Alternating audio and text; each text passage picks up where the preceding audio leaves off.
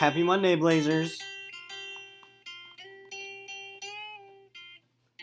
Mr. O'Brien here, coming at you virtually, of course. Hope you guys had a great weekend. Please make sure you have your lit notebook out and a pen or a pencil. Let's get ready to have a fabulous week. So excited that we get to spend this week getting a little bit better at reading, writing, and speaking. Let's get after it. So, my friends, this weekend, I was in my garden and I was just struck with this awesome story idea. Here I am in the zinnias looking underneath some zucchini leaves, and I was just struck with this awesome idea. I was inspired. All right. So I want to tell you a little bit about this. So I'm in my garden, like I said, and I just start digging. Okay. I pull some mulch to the side. I look underneath this zucchini leaf, and I see something that I didn't expect to see. Do you want to see it? I'm going to warn you guys. What you are about to see, you will never be able to unsee. I cannot believe what I found. I didn't think it was possible. Do you want to see it? What do you think? How do you feel? I'm warning you. It's pretty gross. I mean, not like nasty, but again, you won't be able to unsee it. How do you feel? Not so sure? So you know that feeling, when you're reading a story and you want to know what it is that Mr. O'Brien's talking about, that thing underground that he found that he won't show you? You know that feeling when you're reading a book and you want to know what's going to happen on the next page? Or what's going to happen in the next chapter? Or what's going to happen in the next book? Because book number 2 is over and now you got to go out and buy book number 3. You know that feeling? That feeling when the main character walks towards the closet and what's behind the door? You know that feeling? Do you remember what we call that feeling? That suspense? Mr. O'Brien's trying to create a little suspense here. I don't know if I'm doing a great job. But it is one thing that good storytellers do. They try to convince their readers to look behind the door. Are you sure you want to see what I found in the garden?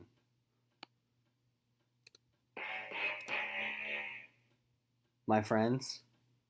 Yes, this is Carrot Man. So there I was, digging in the garden, and I found a carrot that literally looks like a man. It's got legs, it's got arms, a freakish torso. And I saw this, and I was just inspired. So I ran inside, and I immediately started trying to come up with some names. So it's kind of a gnarled carrot, so I was thinking maybe gnarls. But then he's a root vegetable, so I was thinking maybe Rudy. And then I was thinking maybe Rudy. And then I was thinking, how about just Rudy? Because it kind of sounds like Rudy, And then I settled on Rudy. So my friends, that's one of the first things I want to talk to you guys about. Anytime that you are inspired, anytime you come up with a story, you're in your backyard and you dig and you find a carrot shaped like a man. And you realize, oh my gosh, I have to write a story about a carrot man. What I want you to do is I want you to add those stories wherever you get inspired, whenever you get inspired. Just write them down in your territory list. That's why we have this list. So if a story comes to your mind, get your lit notebook, throw it down on paper. If you remember something that you forgot and you don't want to forget it, right? You have this memory and something awesome happened or you just remembered it. Something, brought that memory back up. Write it down in your territory list. That's what good writers do. So for me, I wrote down Carrot Man. And I took a picture of the carrot and then I added a face on it. I showed you the picture. And I actually wrote a story. And I'm going to share a little bit of that story with you guys. Okay? So anytime you guys feel inspired, I want you to add to your writing territories. This is a list that we're going to keep adding stories to anytime we're inspired. You might read something that your classmates write and be like, oh yeah, something like that happened to me. All right, so we want to constantly be adding to our list. So that way, we have a lot of different stories to choose from. All right, so I got a lot of your territories, got a lot of pictures turned in the right way on Google Classroom. So great job. If you are having trouble, I cannot recommend enough. Download the Google Classroom app. And I've got a link in the description down below on, the description in the YouTube video.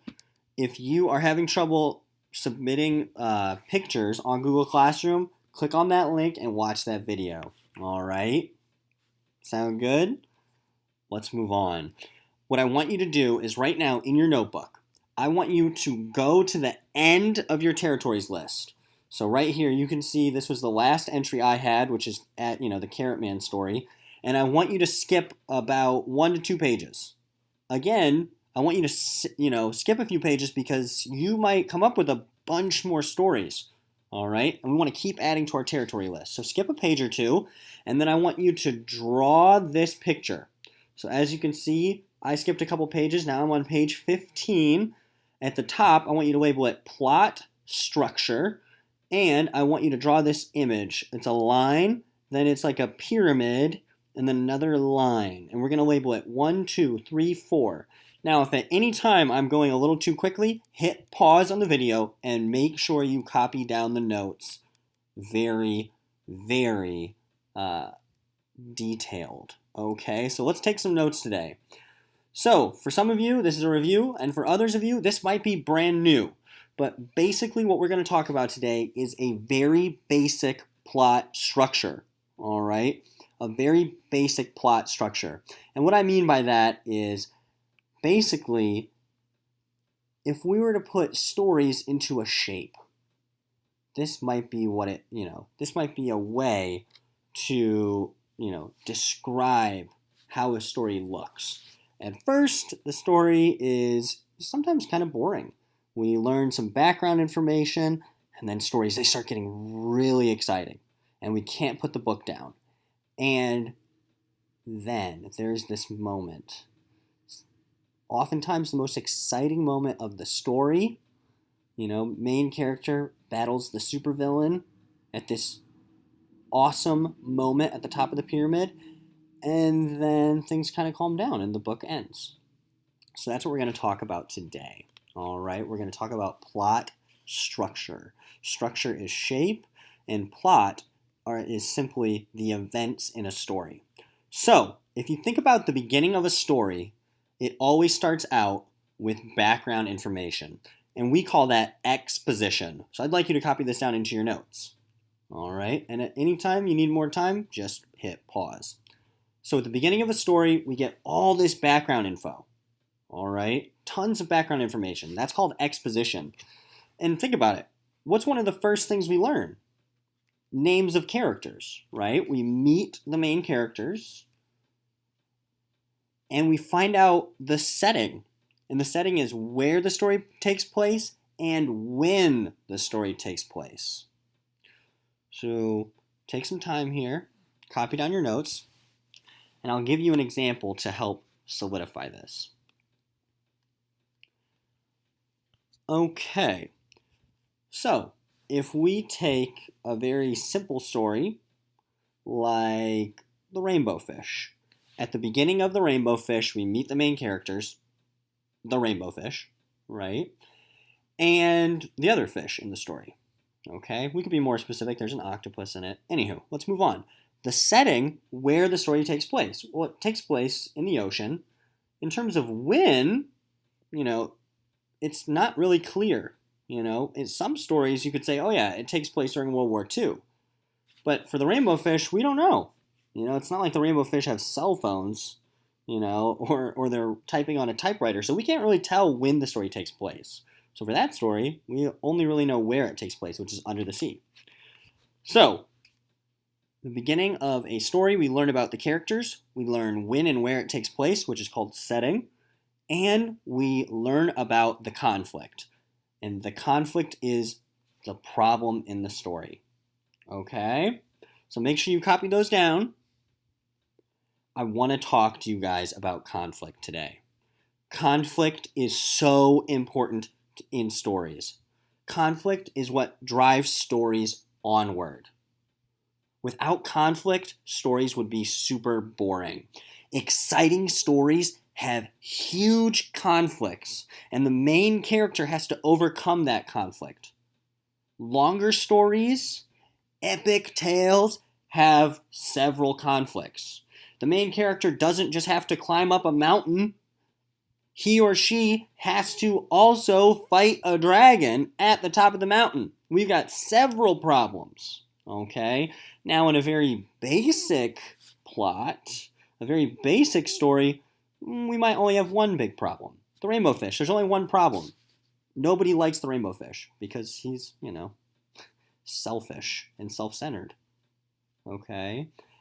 So, exposition, background info of a story, includes character setting conflict. Exposition, background info of a story, character setting conflict. Character, main characters. Setting, where and when the story takes place. Conflict, the problem. So that is what we learn at the beginning of a story. Let's move on to point number 2. After we meet the characters, we learn about where the story is, when it is, and we learn about the problem, a lot of times there's some rising action. Rising action are events in the story that build suspense. And we talked a little bit about suspense earlier, and we are going to talk a lot about suspense this year. But very generally, suspense is what makes us want to read on. Okay? So we start out with exposition, background info, character setting conflict, and then rising action. The story gets more exciting. We want to read on. Certain things happen. Think about the rainbow fish. He goes to a mysterious cave, and he talks to Mr. Octopus. Is the octopus a nice octopus? Is he a mean octopus? We don't know. The action, it starts to get a little bit more exciting. We have questions, and there aren't answers. As a reader, there are questions in our mind. We don't know what's going to happen. We have to read on. So that's what rising action is all about. It's trying to convince the reader to keep reading. Okay. Let's move on to number 3. And again, if you need more time, go ahead and hit pause. So number 3, at the top of the pyramid, we have the climax of the story. And that is a turning point, which is why you can see we go up and then we go down. It's a turning point. We literally turn. This is the moment that the story has been building towards. Okay? So we learn about the characters, we learn about the setting, where and when, we learn about the problem, aka the conflict of a story. We have events that create suspense, the story gets a little bit more exciting, and then there's the climactic moment. Sometimes maybe the main character is fighting the dragon, maybe the hero is battling the supervillain at this time. Maybe the rainbow fish finally shares his scales with his friends, right? So it's the moment that the story keeps building towards. Some stories might have several climaxes, okay? Because again, some stories have several problems. The main character tries to solve each problem, and sometimes they're successful, sometimes they're not. All right, let's move on to our last stage in our plot structure, and that is number 4. And number 4 is the resolution. The resolution sounds like the word resolve. It's the end result, right? The conflict is solved, it is resolved, and the story winds down to the end. Okay? Now again, this is very basic. This is a very basic plot structure. Most, if you read a book from the library, it's probably going to have several conflicts, several problems. It's going to have lots of events that build towards several climaxes. But in general, stories, we get background info, we hear about the problem, and the main character tries to solve the problem. There's a moment, in the story where, the main character solves the problem, and here we go. This is the result. If you think about the rainbow fish, the climax, he gives the scales to all his friends, And the result is, well, I guess they weren't his friends yet until he gave them the scales, right? So the result would be all the fish decide that the rainbow fish can be their friend. They all live happily ever after. Okay, now, hopefully your notebook looks something like this. And if it does not, make sure you hit pause and get down all of these notes. Okay? Are you ready? I am going to drill these terms with you. Do you know what number 3 stands for? Climax. What's the climax? The turning point in the story. Very good. How about number 1? Number 1 is exposition. Exposition is what? Background story, background information of the story. Okay. What does that include? What kind of background info do you learn at the beginning of a story? 3 things. Character, setting, conflict. What's character? The main characters in the story. What's setting? Where the story takes place. When the story takes place. Where and when. Setting, where and when. Conflict. What's a conflict? Conflict is the problem of a story. What's number 3 again? 3 is climax. Climax, the turning point. The moment the story's been building towards. What about number 4? 4 is resolution. The result. The effect. Right? The conflict gets resolved. What about number 2? Number 2 stands for rising action. What is rising action? Events in the story build towards the climax. How'd you do? Did I go too quick? Maybe I did. That's okay. Rewatch the video. Drill them yourself. Don't rest until you know all 4 of those. There are 7 terms there. Make sure you know all of them. Exposition, character setting, conflict, rising action, climax, resolution. Drill those until you have them perfect. Trust me. Okay, this is a very basic plot structure, but this is foundational knowledge. We are going to build upon this knowledge, and we are going to write epic stories. But in order to write really epic stories, we have to have a very general understanding of what makes up a story. So drill these terms until you master them. And now I want to actually practice. So go ahead and flip to the back of the page you're on, or flip to a new page, and I want you to actually write down Mr. O's story. And my story is called What's Up, Doc? I want you to write the word exposition, character, setting, conflict. I will race you. Hit pause if you need more time. Exposition, character, setting, conflict. And write Mr. O's story up at the top. Because I am going to tell you a story. It's a story about a carrot man. And what you are going to do is you are going to find the exposition in the story. What is exposition? It's all the background info. So at the beginning of this story, I want you to look for the background information. So, when you encounter a character, I want you to write down the character's name. When you learn what the setting is, where it takes place, I want you to write it down. When does this story take place? Is it in the future? Is it in the 80s? Can you tell? And when you find out what the problem is, when you find out what the conflict is, I want you to write it down. So right now, you're going to practice identifying these elements in the story. Are you ready? Let's do it. At any time you need, if you need more time to write, just hit pause, okay? Doc by Mr. O. Rudy wondered why he was feeling so exhausted. It was crazy hot, he had to admit, but high temperatures had never been a problem in Rudy's 47 days of existence. Rudy was a root vegetable. His thick orange taproot bored deep into the surrounding soil. While the surface roots of other plants withered in the mid-afternoon sun, Rudy's deep taproot slurped up cool groundwater like a 7-Eleven slushie on a hot summer day. Actually, maybe a more accurate comparison is to one of those nutritional shakes that count as a whole meal.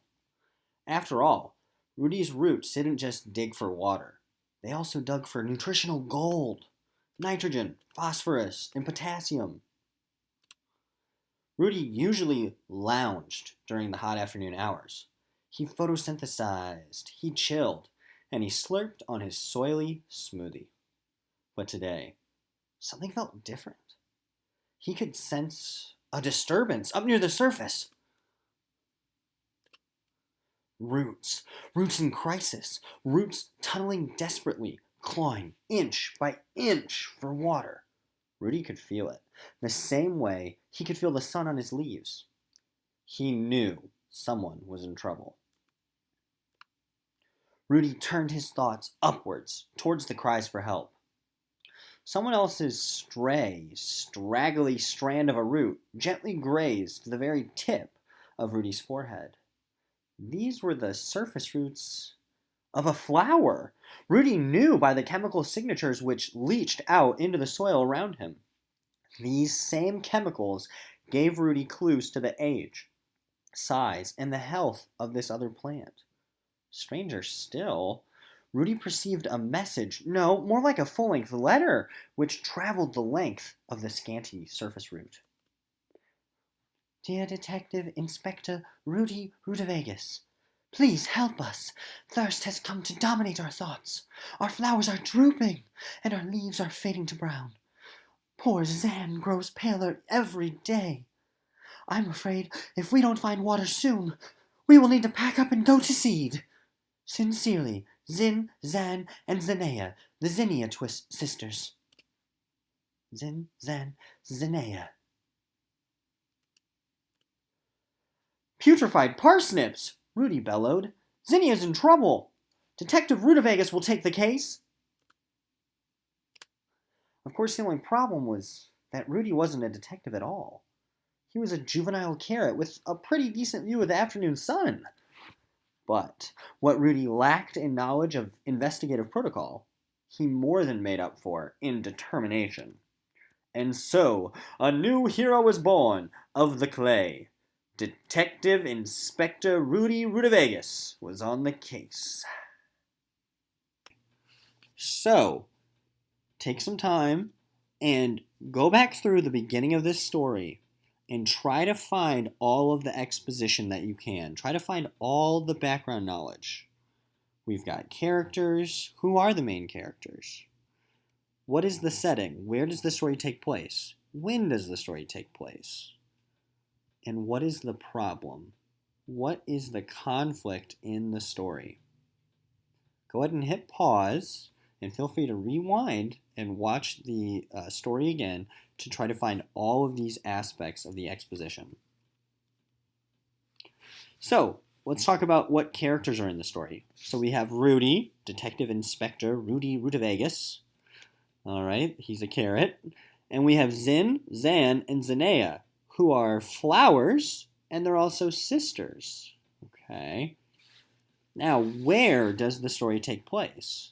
It takes place in the ground, right? It takes place in a garden. How about when? Can you tell when the story takes place? We know one thing about the time. Is it really cold outside? It's not. It's really hot. So that tells us it's probably in the middle of summer. Okay. Do we know what year it takes place? Is it in the future? Is it in the 1800s? Well, that we can't really tell, right? We aren't given enough information yet. We can definitely say it takes place when it's hot outside, but we don't know anything else other than that. So far, that's the only background info we have. Now let's talk about the conflict. What is the problem of the story? Well, Zin, Zan, and Zanea need water. It's really hot. They don't have enough water. They've got shallow roots, and so they send a letter to Rudy Rutavegas asking for help. So, very basic story. We have our exposition, character setting, conflict. Very, very good. For your homework, I want you to memorize all of these 7 terms. I want them to be ingrained in your brain, figuratively, of course. Okay, I recommend that you make flashcards. That's what I would do. On one side, I would write the word. On the other side, I would write the definition, so rising action. On the other side, you'd have events that build suspense. There are events that make the reader want to read on. If you don't have flashcards, you could take a piece of paper and cut right down the middle, and then you could cut like across and across and across, and then you have flashcards. It's up to you. I am not going to collect your flashcards, and I'm not going to have you submit pictures of them. I am not having you turn in anything. But for homework, I want you to practice these 7 words until you know them. When I say, what's exposition, you should say immediately, background information of a story includes character, setting, conflict. When I say, what is a character, you're going to say, the characters in the story. When I say setting, you're going to say where and when the story takes place. When I ask what's conflict, you're going to say the problem of a story. When I say what's rising action, and so on. You should know them like that. So make sure you have them memorized. That is your homework. Happy Monday. I hope you guys have a fabulous week. All right, I'm very proud to teach you. Make sure you have these terms down pat. Shoot me an email if you have any questions. Much love.